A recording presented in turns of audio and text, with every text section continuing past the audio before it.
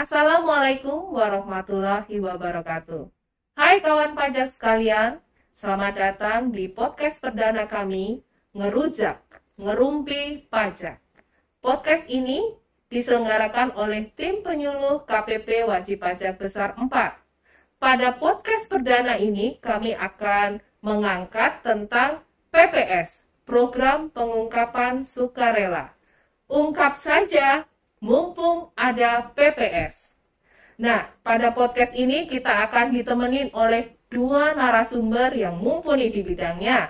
Bersama Mas Endang Iskandar Rizky. Ya, halo Mbak Mei, halo kawan pajak semua. Salam kenal dari saya, Endang Iskandar Rizky, salah satu penyuluh pajak di KPP Wajib Pajak Besar 4. Dan sekira 15 sampai 30 menit ke depan kita akan banyak berbicara mengenai program pengungkapan sukarela. Seperti itu Mbak Mei. Mantap, kita akan sama-sama ngobrol ya Mas terkait dengan PPS ini. Selanjutnya narasumber yang kedua kawan kita Mas Agung Atma Wijaya. Silahkan perkenalkan diri dengan kawan pajak sekalian Mas Agung. Hai Mbak Mei. Halo. Hai kawan pajak semua. Udah di PPS belum? Ayo ungkap saja. Nah, ini sebagai salah satu reminder dan last call buat kawan pajak sekalian terkait dengan PPS, Program Pengungkapan Sukarela. Mungkin kawan pajak masih galau, ikut nggak ya? Kalau saya ikut bagaimana caranya? Terus kalau saya ikut apa keuntungannya? Nah, di dalam podcast kali ini kita akan membahas bareng, ngobrol bareng terkait dengan program pengungkapan sukarela ya kawan pajak sekalian. Kita langsung saja ke Mas Endang Iskandar Rizky. Ya, Mas Endang, maaf. Apa sih ini program pengungkapan sukarela? Kawan pajak sekalian masih bingung nih, padahal ini sudah digaungkan selama 6 bulan ya Mas Agung ya. Mas Endang ya. Iya, Mbak Mei, betul. Jadi kawan pajak sekalian dan Mbak Mei juga Mas Agung, memang PPS ini adalah salah satu program unggulan ya yang dicanangkan oleh pemerintah ya, dalam hal ini dilaksanakan oleh Direktorat Jenderal Pajak. Iya. Dan merupakan salah satu amanat ya dari Undang-Undang Harmonisasi Peraturan Perpajakan Mbak Mei. Wow, berarti Undang-Undang ini di bawah KPP. undang-undang loh kawan Benar, pajak ini sekalian. langsung diatur di undang-undang ya, seperti itu. Paten ya. Di mana PPS ini memberikan kesempatan Mbak Mei kepada wajib pajak ya, baik wajib pajak badan maupun orang pribadi, untuk peserta yang sebelumnya pernah ikut tax amnesty.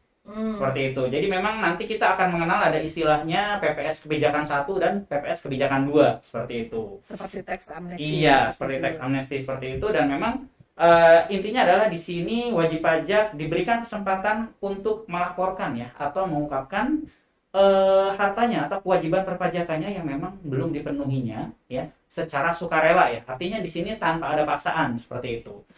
Dan melalui PPS ini wajib pajak bisa mengikuti PPS kebijakan 1 maupun kebijakan 2 yang dimulai sejak 1 Januari yang lalu ya. 1 Januari tahun ini. Wow, 1 Januari Betul. 2022. Berarti sudah berjalan sekitar hampir 6 bulan ya. Iya. Dan berakhir di 30 Juni ini. Oh, Gitu. Jadi oke. sebentar lagi mungkin akan berakhir ya di 30 3 Juni hari lagi, 2022 Iya. ya. Dan program ini memang bertujuan untuk meningkatkan kepatuhan sukarela wajib pajak Mbak Mei ya, dan diselenggarakan berdasarkan asas kesederhanaan, kepastian hukum, juga kemanfaatan seperti itu Mbak Mei. Dan memang regulasi yang berlaku ya sebelum terbitnya Undang-Undang HPP ini, jika wajib pajak peserta PPS ya, maksudnya program pengampunan pajak atau tax amnesty ya, baik orang pribadi maupun badan yang belum melaporkan seluruh harta atau tidak mengungkapkan semua hartanya dalam surat pernyataan harta ya, artinya di tax amnesty tahun 2016 yang lalu ya, dan ditemukan data atau informasi oleh DJP ya, maka atas harta tersebut dianggap sebagai penghasilan dan dikenai PPh final sebesar 25% bagi badan, lalu orang pribadi 30% dan wajib pajak tertentu 12,5%. Dan itu diatur di PP 36 tahun 2017 terkait atau dari harta bersih tambahan ya, ditambah sanksi 200% Mbak Mei. Wow. Jadi memang agar kita atau istilahnya tidak dikenakan sanksi sebesar itu, dan mungkin kita ada harta yang belum diungkapkan dalam teks amnesti jilid ke-1 yang lalu ya di tahun 2016, silahkan ikut PPS kebijakan 1 ya, sekali lagi ikut PPS yang kebijakan 1. Ikut PPS kebijakan 1 Benar, untuk seperti harta di bawah 2015. 2015 ke bawah. Oke, catatannya adalah Seperti itu. adanya harta yang ketika teks amnesti belum diungkapkan kawan pajak. Benar, Mbak Mei. Lupa atau Lupa. keselip atau Betul. karena administrasinya bagaimana, ini secara sukarela. Oke. Iya. Betul. Daripada kena berapa tadi, Mas? Selain dikenakan tarif pajak penghasilan, dia dikenakan sanksi tambahan 200%. Sanksi tambahan 200% loh, Mas Agung. Yang Iya. perlu diingat, tahun perolehannya maksimal 31 Desember 2015. 2015. Karena semua harta kan pasti ada dokumen perolehannya kan, pencatatannya lah. Kalau properti tanah kan ada sertifikatnya seperti itu. Kalau logam mulia ada Waktu belinya waktu kapan? pembeliannya seperti itu. Iya. Seperti itu Mbak Oke. Mei. Jadi kawan pajak sudah mulai screening ya bahwa PPS ini ketika sukarela, tadi Mas Endang sudah ngomong bahwa kepastian hukum sudah di dalam undang-undang ya Mas ya. Betul. Undang-undang itu udah tinggi ya hierarkinya. Yang kedua adalah kesederhanaan. Tadi daripada nanti diungkap sudah kena tarif tertinggi 30%, terus kena denda panjang kali lebar, dilakukan pembetulan, dilakukan pemeriksaan. Dengan adanya program pengungkapan sukarela ini, ungkap saja mumpung ada PPS serta ada kemanfaatannya. Nah, ini kenapa sih kan kayak kesannya nih kawan pajak sekalian, kenapa tiba-tiba suddenly ada program pengungkapan sukarela ini? Latar belakangnya apa sih, Mas? Sampai memberikan diskon ya, bisa dibilang ya, kepastian hukumnya gitu. Iya, jadi memang latar belakang PPS ini kan memang karena rendahnya ya kepatuhan wajib pajak ya, dan juga masih banyaknya dana yang istilahnya beredar ya atau outstanding ya, baik di dalam negeri maupun di luar negeri ya, dan kondisi pandemi juga ya yang memang menyebabkan penurunan kemampuan ekonomi ya, sehingga memang dibutuhkan suatu program khusus ya untuk memberikan solusi nih bagi wajib pajak yang memang ingin istilahnya ambil bagian lah dalam membantu perekonomian bangsa ya, seperti itu, tapi juga tidak memberatkan mereka gitu. Jadi memang dia bisa ikut membantu negara tapi juga tidak memberatkan, sehingga diadakanlah program PPS ini dengan tarif yang sepertinya memang tidak terlalu besar atau tidak sebanyak yang memang kalau kita mengikuti pas final ya, seperti itu. Pas final 30% ya, ikut Betul. range tertinggi. Jadi dengan adanya PPS program pengungkapan sukarela ini, selain secara administrasi kawan pajak sekalian dipermudah, ada kepastian hukum, lebih sederhana, tetapi ada kemanfaatan lain untuk kemaslahatan umat seluruh Indonesia ya kawan ya Mas Agung ya, Betul bahwa sekali. membantu perekonomian Indonesia ketika kena pandemik ini selama lebih dari 2 tahun ya Mas ya. Supaya kita lebih recover stronger ya, seperti G20 bilang bahwa perekonomian Indonesia lebih bergerak lagi dan menstimulus perekonomian yang ada di Indonesia, sehingga kita sama-sama bergerak untuk naik lagi ekonominya ya. Nah, Mas Endang tadi sudah berceritakan tentang kebijakan 1, kebijakan 2. Jadi apa sih Mas kebijakan 1 itu? Nanti Mas Agung bisa menambahkan ya. Gimana sih Mas Endang? Ya, jadi begini Mbak Mei, memang kebijakan 1 ini di latar belakang ini masih terdapatnya ya beberapa atau mungkin banyak ya dari peserta program tax amnesty jilid 1 yang lalu ya di 2016 atau peserta TA yang memang karena satu atau lain hal dia belum mengungkapkan seluruhnya ya, atau lupa atau tidak mengungkapkan seperti itu atas harta yang sebelumnya pernah diungkapkan seperti itu. Sebagai contoh, dia punya harta ada 5 tapi dia hanya ungkapkan 3 seperti itu di tax amnesty yang lalu. Nah, sehingga ada 2 nih yang kurang diungkapkan atau belum diungkapkan, sehingga pemerintah membuka kesempatan, membuka peluang bagi wajib pajak tersebut untuk bisa mengikuti PPS kebijakan 1 ya. Karena memang apabila tidak mengikuti PPS kebijakan 1 ini dan ada data terkait dua harta tadi ya, sebagai contoh ditemukan oleh DJP, maka akan dikenakan PPh final Mbak Mei dengan tarif yang lebih tinggi ya, seperti itu dibanding ketika mengikuti program pengampunan pajak ya atau tax amnesty, dan tadi ya ada sanksi kenaikan sebesar 200%. 200%. Iya. Buat kawan pajak yang mungkin dulunya udah ikut tax amnesty jilid 1 ya Mas, itu sarannya dari Mas Agung bagaimana terkait dengan adanya program pengungkapan sukarela ini, mumpung lah ya. Ikut saja, jangan sia-siakan manfaat ini, karena kan benefitnya kan banyak. Yang jelas benefit nyata adalah ada diskon tarif atau tarif yang lebih rendah daripada diperiksa lebih-lebih sampai kan kena sanksi 200% itu. Terus tambahan berikutnya adalah kepastian bahwa tidak akan diterbitkan SKP, surat ketetapan pajak yang itu merupakan produk dari pemeriksaan. Tuh, terus yang manfaat yang terakhir adalah harta tersebut tidak akan dijadikan alat bukti dalam tindak pidana. Itu udah benefit plus lah ya. Jadi itu udah ultimate lah. Jadi menurut saya nggak ada alasan untuk nggak ikut PPS seperti itu. Jadi selama ada harta, ini mumpung nih, udah langsung aja diungkap saja. Dan dari segi pelaporannya itu kan menggunakan e-form ya, wajib pajak nggak perlu bingung takut salah formulir, karena kan memang sudah ada pilihan mau pakai kebijakan 1 ataupun kebijakan 2, itu udah beda file. Terus wah nanti salah input gimana, nanti formnya itu sudah canggih, jadi sudah bisa mendeteksi oh ini harta perolehanmu ini untuk tahun 2015 ke bawah nih, tapi kamu inputnya harta perolehan tahun 2017, nanti akan kasih warning tuh formnya. Oh ini salah form yang satunya untuk yang kebijakan 1. Nah, jadi formnya sudah cukup canggih lah, jadi nggak perlu pusing-pusing gitu. Kawan pajak, itu clue-nya dari Mas Agung. Tetapi tadi kita sudah bahas bahwa dari tarifnya murah. Tadi Mbak Mei bilang tarif murah, Mas Agung, Mas Endang bilang tarif lebih murah. Berapa sih murahnya supaya kawan pajak yang saya yakin sudah mengumpulkan bahan-bahan yang untuk diajukan PPS mungkin ikut nggak ya? Ayo Mas, diyakinkan lagi. Berapa sih yang negara kasih untuk diskon program pengungkapan sukarela ini? Baik Mbak Mei, jadi memang kita bicara terkait tarif ya, pasti yang namanya PPS ini mirip-mirip dengan tax amnesty ya, ada tarif yang harus atau ada istilahnya pajak ya yang harus dilunasi atau dibayar. Kalau dulu tebusan. Dulu istilahnya uang tebusan kita mengenal seperti itu. Nah di sini ada tarif PPh-nya ya. Di sini tarifnya sifatnya final ya. Dan ada 3 tarif ya. Yang pertama itu 11% ya.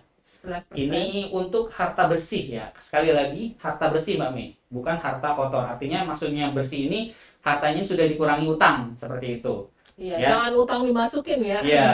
Jadi istilahnya kita masih fair seperti itu. Negara masih fair terhadap wajib pajak kalau memang harta tersebut diperoleh melalui proses hutang ya, atau cicilan atau angsuran, kita tidak langsung mengenakan senilai harta tersebut gitu, tapi sudah dikurangi dengan utang yang memang terkait perolehan harta itu gitu. Untuk nilainya sendiri adalah 11% Mbak Mei, tarifnya 11% itu ketika hartanya dideklarasikan di luar negeri ya. Artinya si wajib pajak ini punya harta atau aset di luar negeri dan hanya diungkapkan saja. Artinya tidak dimasukkan ke Indonesia dan tidak diinvestasikan. Itu tarifnya 11% Mbak Mei. Dan yang kedua tarifnya adalah 8%. Ya, ini untuk harta bersih di luar negeri tapi direpat ya. Artinya dimasukkan ke Indonesia, dibawa ke Indonesia. Nilainya yang dibawa. Repatriasi seperti itu. Dan harta bersih dalam negeri, dan itu dideklarasikan tanpa investasi ya, sekali lagi ya, untuk yang tarif 8%. Dan terakhir adalah 6%. Nah ini 6% ini harta bersih luar negeri direpatriasi atau dimasukkan ke Indonesia, dan juga harta bersih di dalam negeri tapi kedua harta tersebut diinvestasikan dalam surat berharga negara atau hilirisasi SDA atau energi yang terbarukan yang memang sudah ada ketentuannya seperti itu Mbak. Jadi ada 3 tarif ya, 11, 8, dan 6%. Seperti itu. Oke, catatannya adalah 11, 8, 11, 8, dan 6%. Yang 11 ini harta bersih di luar negeri, nongkrong nih di sini, nggak usah dibawa ke Indonesia. Yang 8, ini harta luar negeri bersih dibawa ke Indonesia, ataupun harta di dalam negeri tetapi tidak diinvestasikan kembali.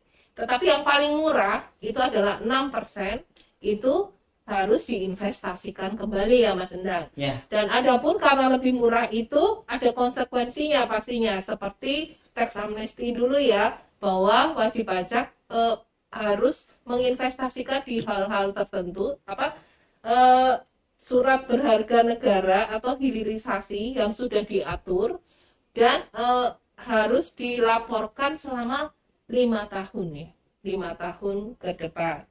Nah, jadi apa manfaat wajib pajak mengungkapkan harta bersihnya di kebijakan 1 ini Mas Aku? Manfaatnya apa nih buat wajib pajak nih? Siap.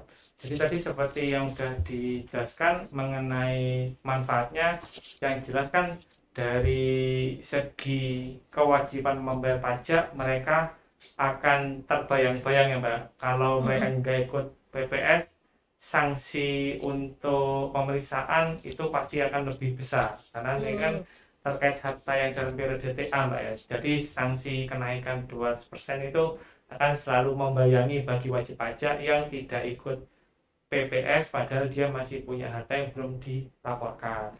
Kalau sudah ikut PPS, bayar uang pajaknya sesuai tarif yang dia pilih, bayang-bayang itu kan hilang Pak. Jadi udah tidur nyenyak ya.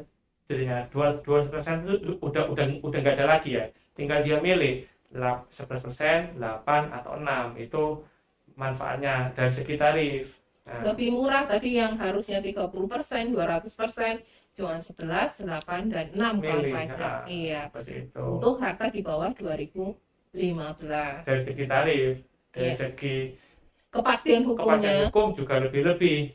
Tidak akan dikeluarkan SKP yang merupakan produk pemeriksaan untuk tahun pajak yang bersangkutan, dan hartanya tidak dijadikan sebagai alat bukti dalam tindak pidana. Jadi udah lebih-lebih lah. Jadi menurut saya ya tetap nggak ada alasan untuk nggak ikut PPS selama memang pokoknya ada harta yang belum dilaporkan, ya langsung ungkap saja Mbak. Ungkap saja mumpung ada PPS. Siap. Ya.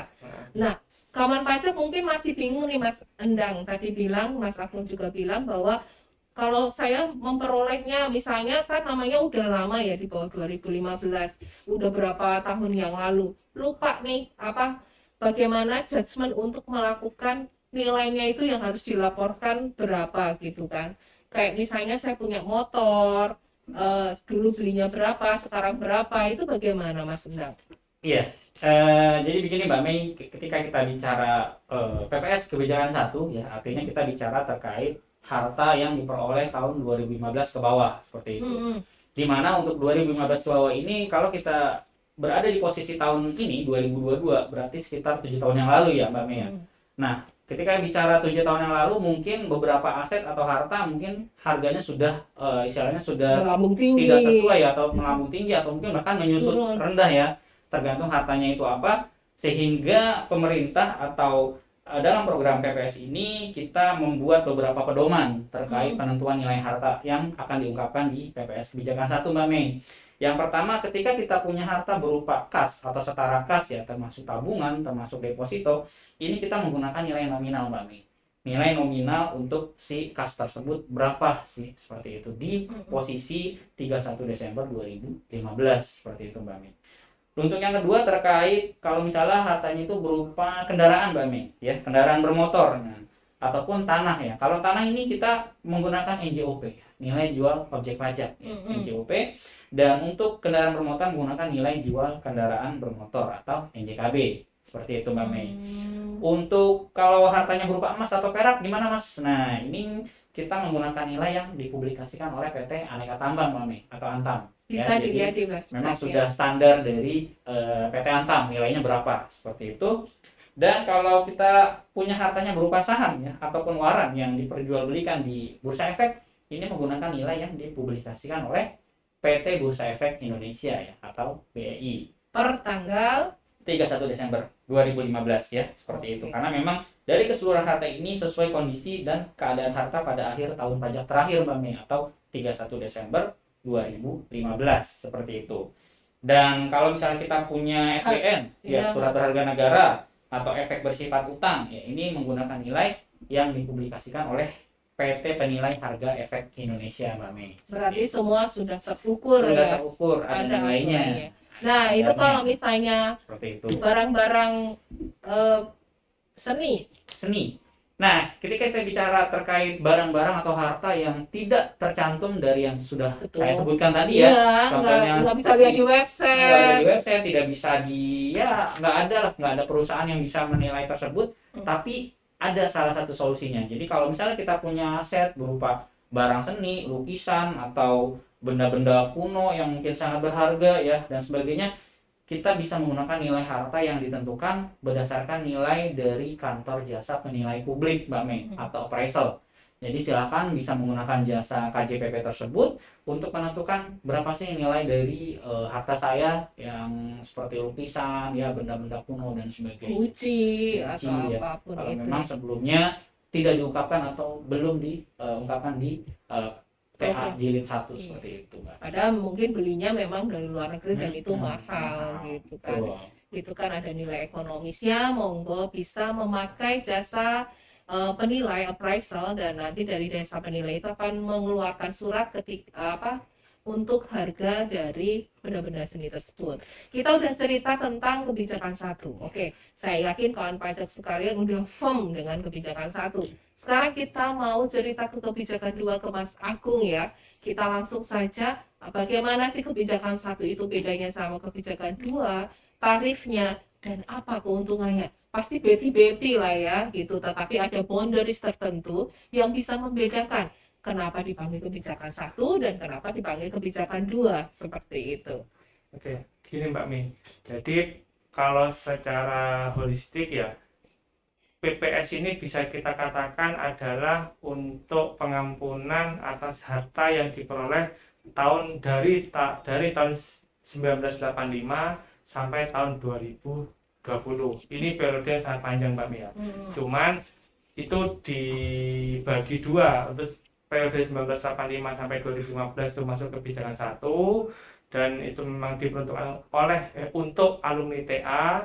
Nah, kebijakan 2 ini adalah untuk periode 2016 sampai tahun 2020. Jadi catat ya, 2016 sampai 2020 kebijakan 2. Ya, jadi dari segi periode dibedakan itu, tapi dari segi harta yang diungkapkan sama persis dengan kebijakan 1. Karena harta itu kan pasti punya dokumen perolehannya ya, gitu loh. Faktur pembelian, AJB dan segala macam kan pasti ada itu yang jadi kan bisa dilihat ini tanggal berapa nih dokumennya, tanggal 15 Januari tahun 2018, berarti masuk kebijakan 2. 15 Januari tahun 2013, berarti kebijakan 1. Jadi screeningnya betul, ya, jadi dilihatnya dari segi itu.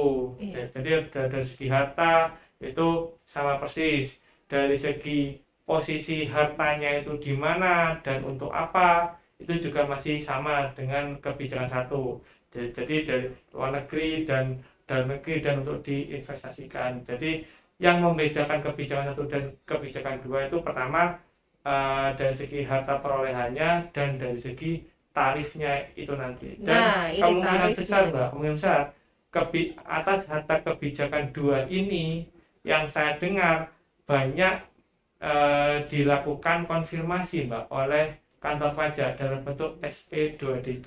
Jadi salah satu solusi untuk cash flow atas SP2DK yaitu mengikuti PPS ini, Mbak. Jadi kalau materi SP2DK-nya itu merupakan harta yang dikonfirmasi, saya yakin pasti wajib pajak pasti nggak nyenyak tidurnya ketika dapat SP2DK kan. Iya. Salah satu solusinya yaitu dengan mengikuti program PPS ini, Pak. Iya.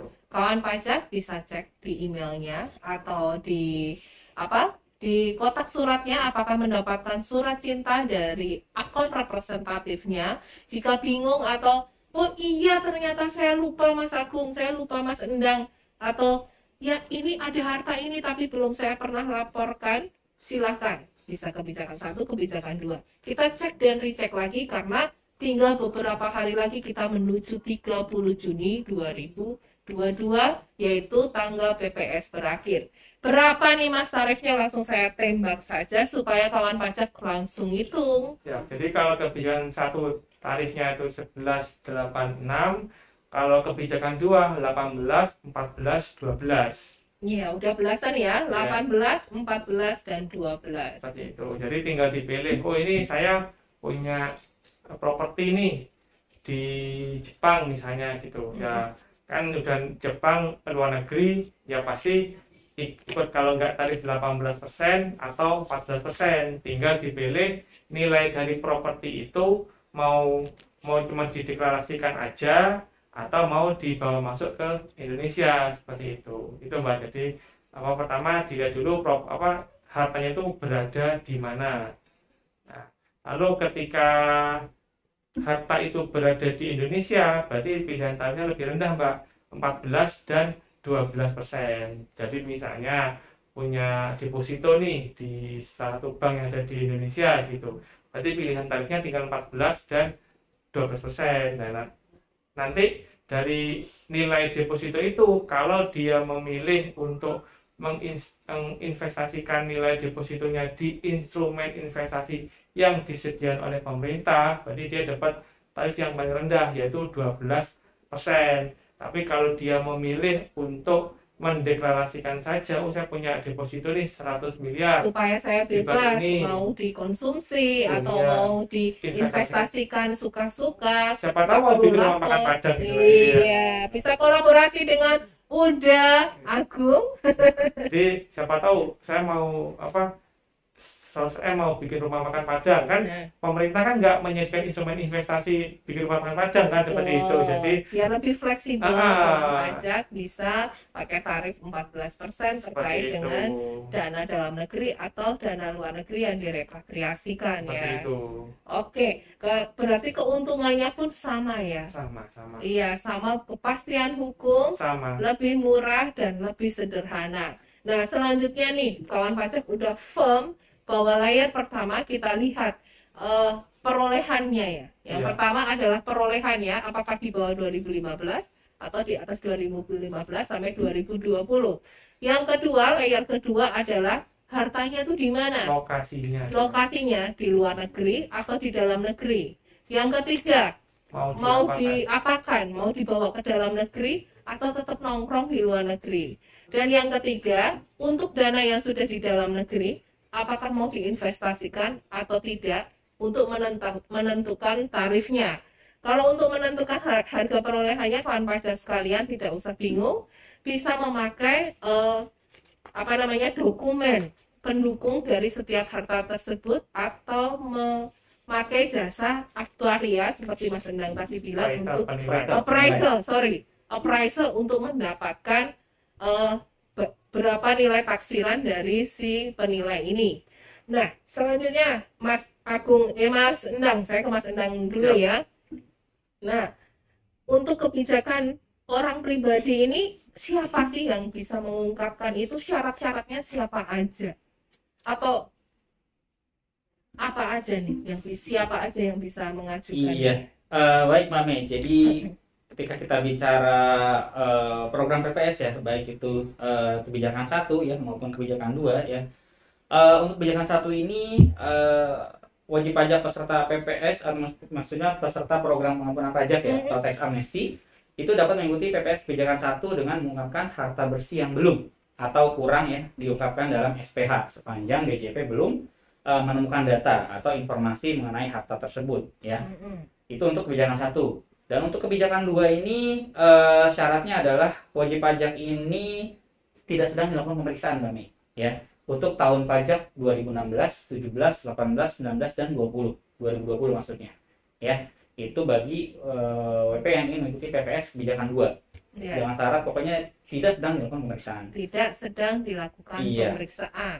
Yang kedua, tidak sedang dilakukan pemeriksaan bukti permulaan. Ya, ini juga sama ya untuk tahun pajak 2016 sampai dengan 2020 ya. Oke. Dan berikutnya tidak sedang dilakukan penyidikan atas tindak pidana di bidang perpajakan ya, seperti itu. Lalu juga tidak sedang berada dalam proses peradilan ya, atas tindak pidana di bidang perpajakan dan juga tidak sedang menjalani hukuman pidana, Mbak Mei. Sama atas tindak pidana di bidang perpajakan. Itu syarat istilahnya syarat yang harus tidak boleh tidak seperti itu, harus dipenuhi ya. Artinya tidak sedang yang sudah saya sebutkan sebelumnya ya. Dan juga yang syarat administratifnya adalah wajib pajak yang menyampaikan SPPH atau surat pemberitahuan pengungkapan harta ini harus memenuhi persyaratan punya NPWP, Mbak. Pastinya lah ya. Pastinya itu satu Karena harus punya NPWP aplikasinya dulu. masuk ke DJP online. Betul, ya? Salah satunya itu secara teknis memang harus menggunakan aplikasi DJP online untuk mendownload e-formnya dan sebagainya, dan juga sebagai sarana administrasi juga ya Mbak Mea. Sehingga kalau tidak punya NPWP, silakan daftar NPWP terlebih dahulu. Seperti itu. Artinya full online Mas ya. Jadi full, benar. Tidak tergantung dengan jam kerja kantor pajak. Iya, 24 jam sehari, 7 hari seminggu ya, seperti itu istilahnya. Yang berikutnya membayar pajak penghasilan yang bersifat final. Ini sudah pasti ya. Iya. Kalau nggak bayar PPh finalnya ya gimana kan? Jangan cuma ngisi doang, cuma ngisi doang tapi nggak bayar ya nggak bisa juga seperti itu. Nggak bayar ya, itu cuma kayak mengungkapkan cinta tapi nggak ngajak makan ya. Sedih garing kan? Ya. Pokoknya intinya harus dilunasi dulu PPh-nya yang terutang, yang tadi yang sudah disebutkan tarifnya ya. Kebijakan 1 6 8 11, kebijakan 2 14 berapa 12 dan juga 11 ya seperti itu ya. 18 14 12 sorry. Seperti itu, dan itu disilahkan dilunasi karena kalau belum dilunasi kita tidak akan bisa mensubmit Mbak Mei untuk e-formnya tersebut ya, seperti itu. Dan yang berikutnya adalah menyampaikan SPT tahunan ya, SPT tahunan tahun pajak 2020.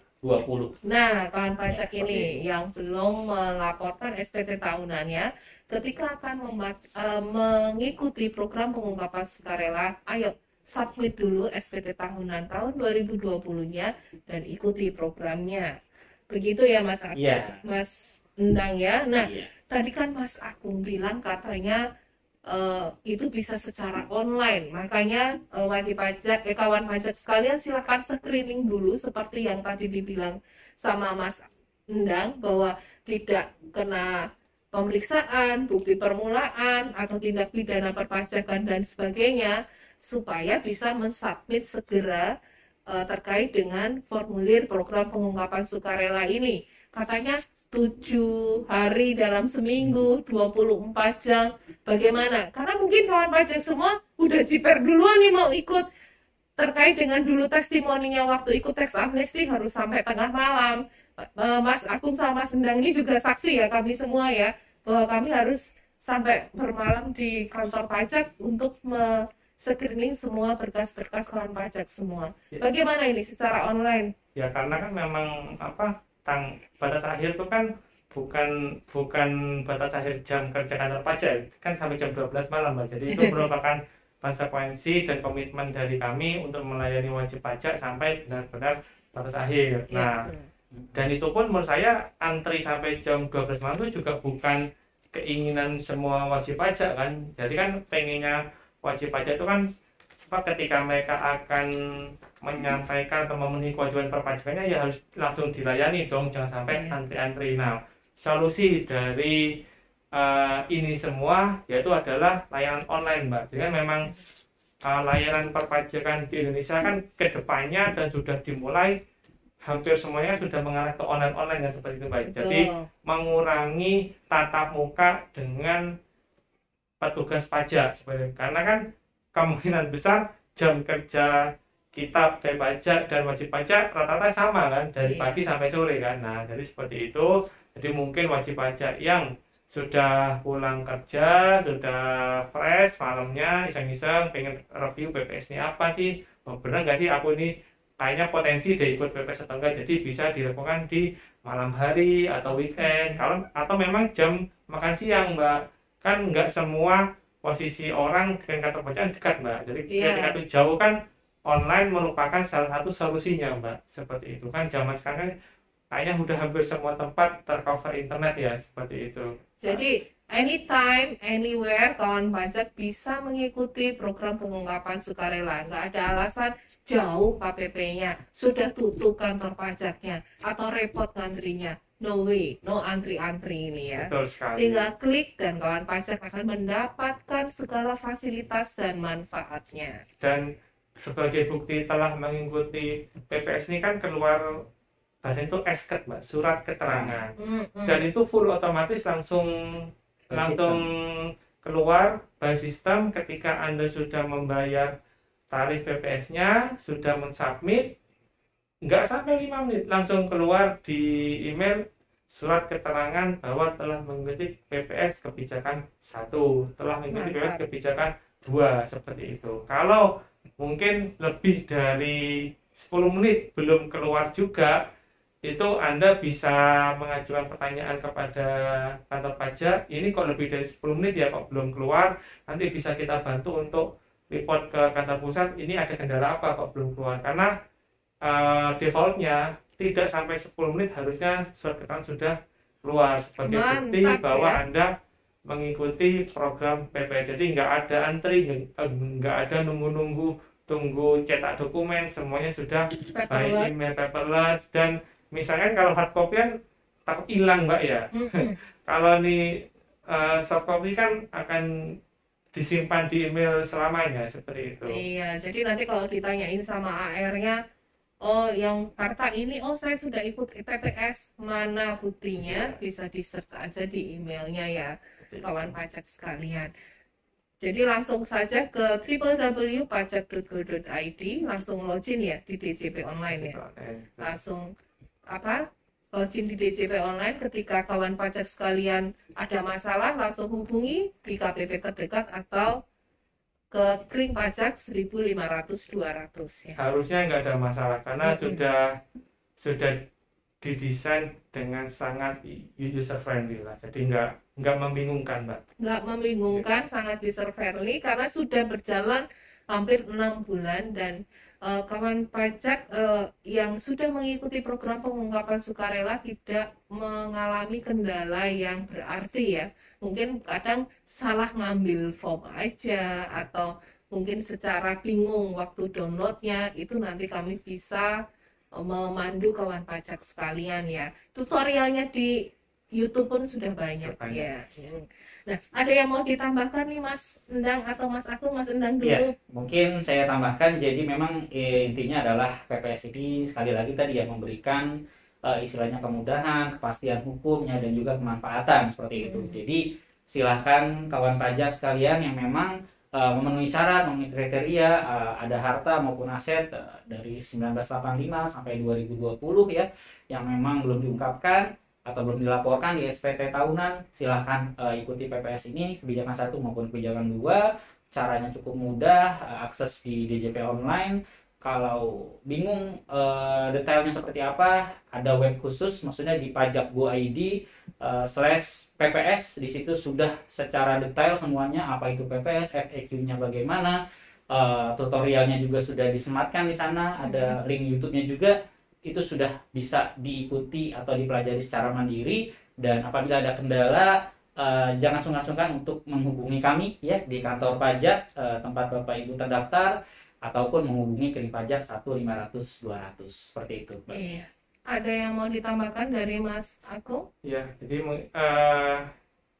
ini kan Indonesia sudah berpartisipasi sebagai negara yang aktif dalam pertukaran informasi antar negara, exchange of information, Mbak. Jadi memang semakin tahun sudah semakin dipersempit lah ruang untuk menyembunyikan harta seperti itu. Jadi ini merupakan kesempatan, bisa dikatakan kesempatan terakhir ya, karena kan kebanyakan kalau wajib pajak mungkin yang awalnya merasa aman menyimpan hartanya di luar negeri, itu dulu era itu sudah berakhir. Sekarang sudah eranya pertukaran informasi antar negara. Anda nyimpan harta di luar negeri pun pasti kita akan tahu karena kita saling bertukar data antar negara seperti itu. Jadi kan sudah friend. Jadi sudah banyak wajib pajak yang kita mintain klarifikasi mengenai harta yang berada di luar negeri, dan itu memang mereka mengakui benar adanya. Jadi PPS ini salah satu solusi lah untuk menghindari harus bayar pajak yang lebih besar dengan bayang-bayang sanksi sampai 200% tadi itu. Dan PPS ini sanksi yang lebih kecil dan benefit-benefit yang lain, harusnya setelah ikut PPS ini Anda bisa tidur nyenyak seperti itu. Oke, terima kasih Mas Endang sama Mas Agung untuk obrolan kita pada hari ini terkait dengan Last Call program pengungkapan sukarela. Kami berharap kawan pajak sekalian mendapatkan pencerahan, mendapatkan insight terkait dengan program pengungkapan sukarela, dan sekali lagi kami tekankan, ungkap saja mumpung ada PPS. Tidak usah ragu-ragu kawan pajak, jika masih bingung bisa menyetel lagi YouTube kami ini, podcast pada hari ini, supaya kawan pajak lebih firm lagi ketika akan mengikutinya. Nah, kami berterima kasih, podcast pada hari ini sudah selesai ya. Podcast perdana dari Ngerujak, dari tim penyuluh KPP Wajib Pajak Besar 4. Saya Yuliana Wisudawati. Dan saya Endang Iskandar Rizky. Saya Agung Atmanwijaya. Kami mengucapkan terima kasih. Wassalamualaikum warahmatullahi wabarakatuh. Yuk kita sama-sama bilang, ungkap saja, 1, 2, 3. Ungkap saja, mumpung ada PPS. Bye.